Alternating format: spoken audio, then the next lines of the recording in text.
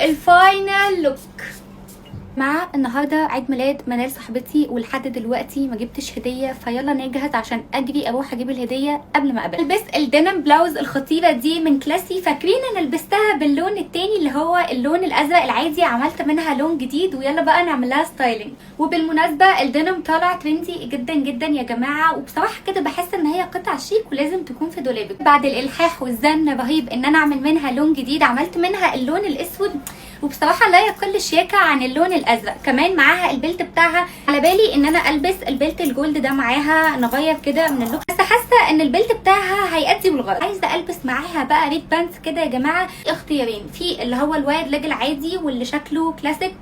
حاسه ان انا بميل للستايل ده اكتر اللي هو الكلاسيك، بس خلينا نشوف. وعشان نكمل الشياكه بقى واللذاذه هلبس الشنطه الخطيره دي يا جماعه. الشنطه دي في قلبي. ده كان شكل الدينم بلاوز في اللبس يا جماعه، اللون الاسود.